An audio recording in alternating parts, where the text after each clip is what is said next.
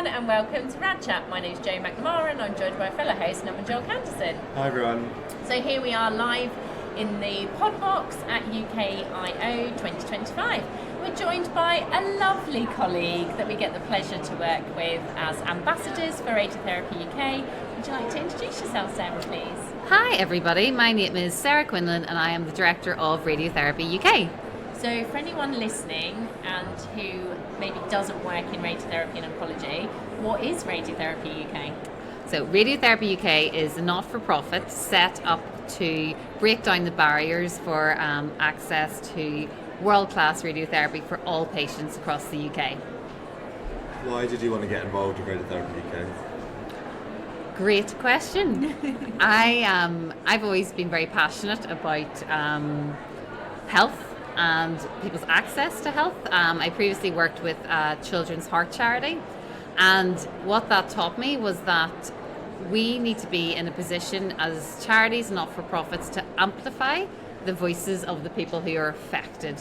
It's not about us being the voice, but actually about providing a platform and providing the support and the structures that allow the people who are living through really complex health conditions to effect change and to tell people what they need. And whenever the role came up with Radiotherapy UK, a big attraction was working with the chair, Professor Pat Price, because she lives that every day. She is incredibly inspirational, but also she's very compassionate, and that was coming across. And at the time, whenever I was looking at the role, she was doing an awful lot of work around catching up with cancer, and the fact that the COVID crisis had meant that many cancer patients had been left behind and their treatment was going to be delayed. And I was really struck by how compassionate and articulately and with such evidence and data that she presented the argument, and it was compelling. But also when I read into radiotherapy, I was stunned about the lack of access to radiotherapy across the UK. At that point, it was sitting at about 27% access, and international consensus is that should be 53%. That's a shocking statistic, It's isn't shocking. it?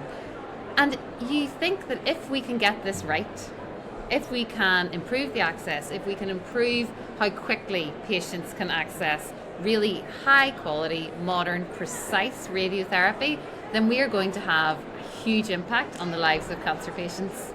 So why should the workforce engage with Radiotherapy UK? Well, actually, Radiotherapy UK was set up by the workforce, and I think it's because the workforce see on the front line the need to have a larger voice. Yeah. And also, you see on the front line what this looks like for patients every day. And we hear that it's incredibly difficult to have the conversations about delayed treatment. And that is not the fault of the workforce. And the workforce are working so hard in constraints and with limited resources to deliver for patients. And what we want the charity to be able to do is to work with the workforce to say, this is what's happening on the front line. Let's take that and let's tell the people who make decisions, A, what the issues are, but not actually what the issues are. What you guys are so good at doing is telling us what the solutions are.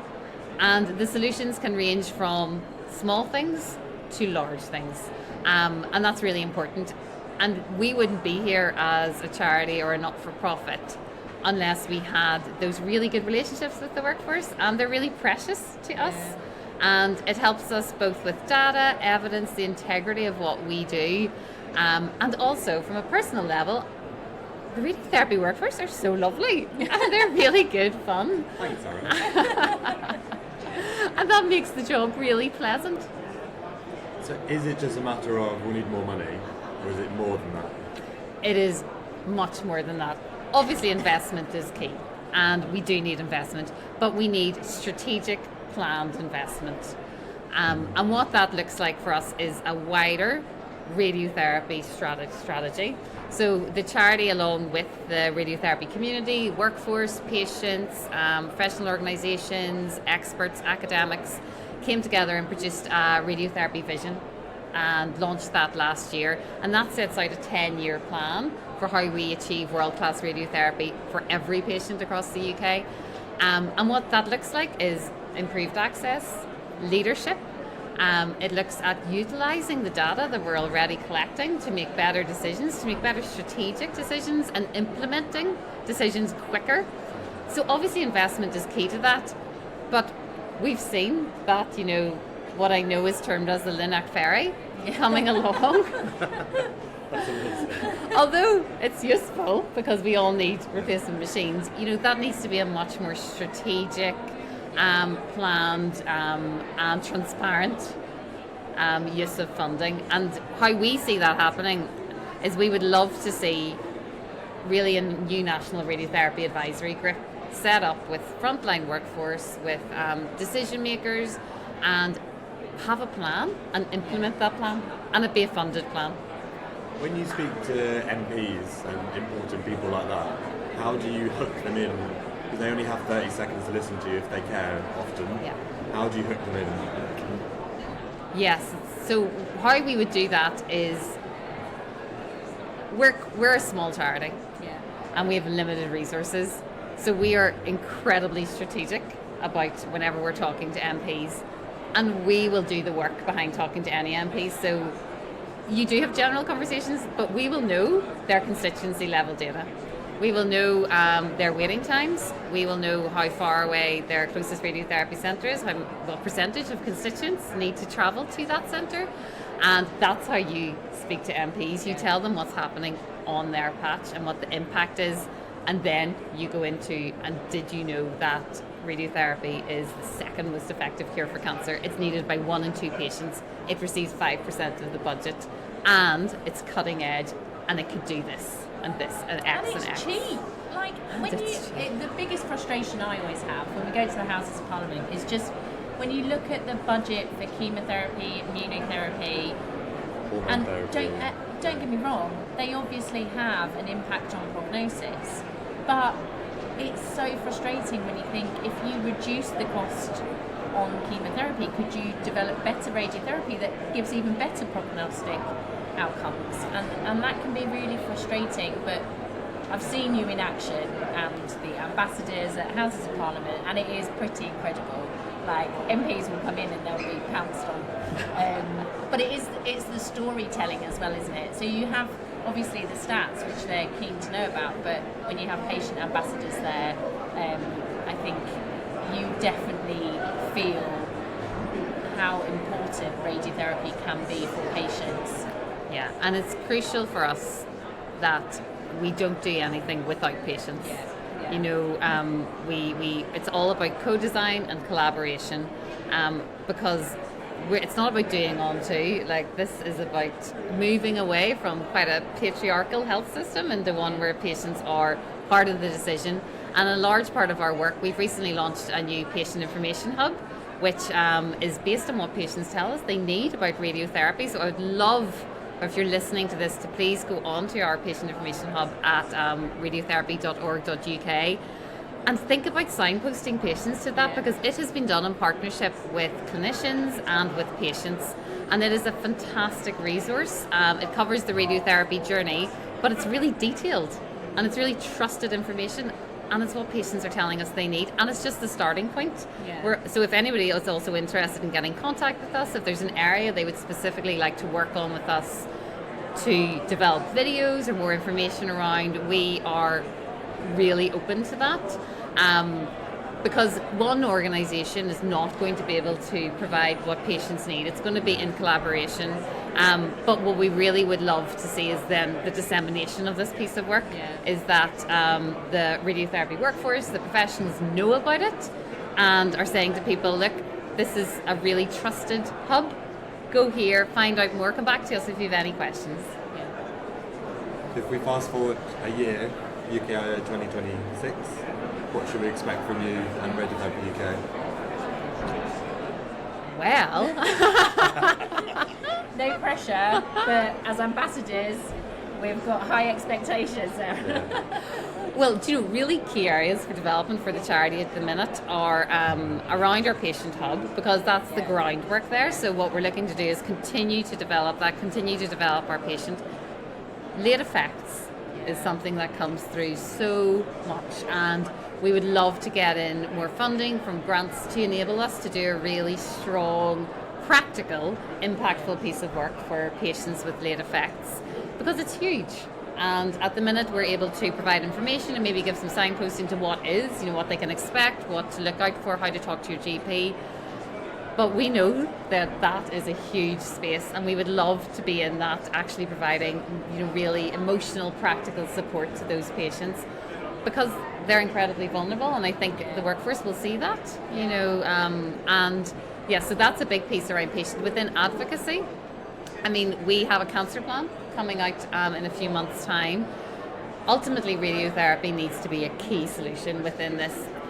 And I think that we need to be able to move away from thinking about cancer in terms of prevention, diagnosis, treatment, absolutely. Research. It is a cancer pathway. Yeah.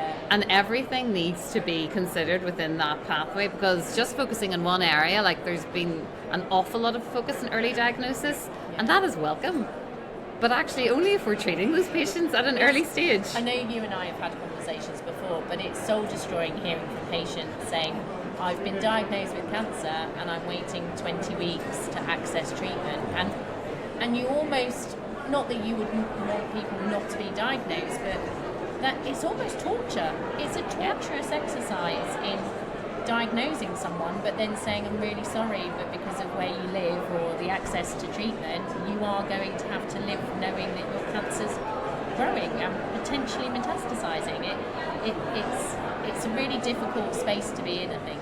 Yeah, and I think a large part of what we do is to consistently be saying, what about treatment? Yeah.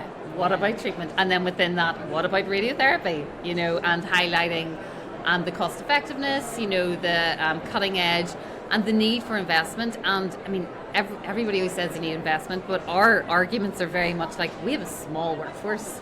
Yeah. You do not need to invest huge amounts of money to help this workforce get to where it needs to be able to deliver, for everybody, and just relieve the pressure. Our latest workforce survey, which is about to come out, it regularly highlights just the intense pressure that people are under, and just the amazing jobs that people are doing in those constraints. But that can't last forever, and there shouldn't be an expectation that that's the norm, because it isn't.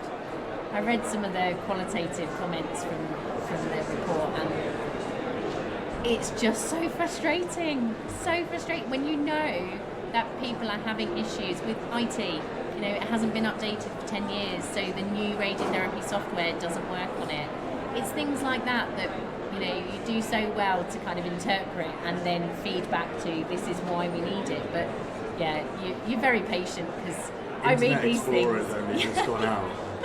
Internet Explorer.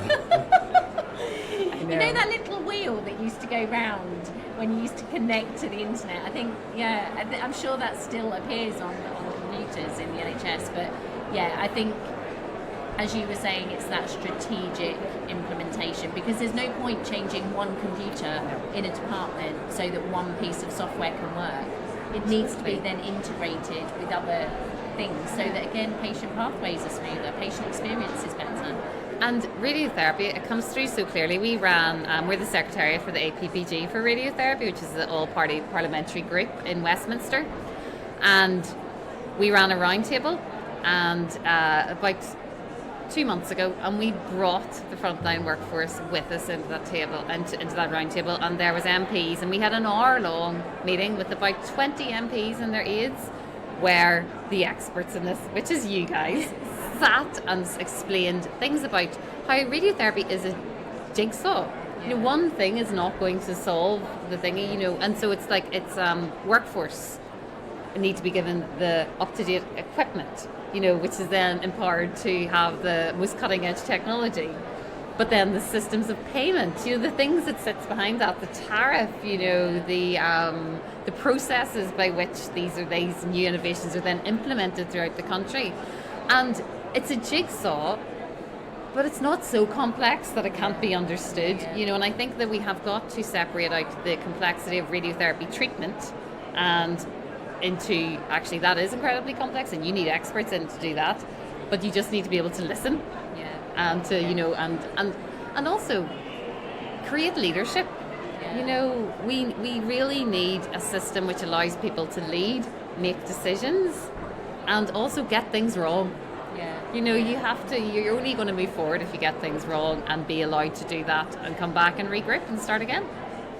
So one last thing before we, because we've gone way over time, so Right. I so apologise. It's a lot, but it's all great information. World Radiotherapy Day. World Radiotherapy Day. So 7th of September is the inaugural World Radiotherapy Awareness Day.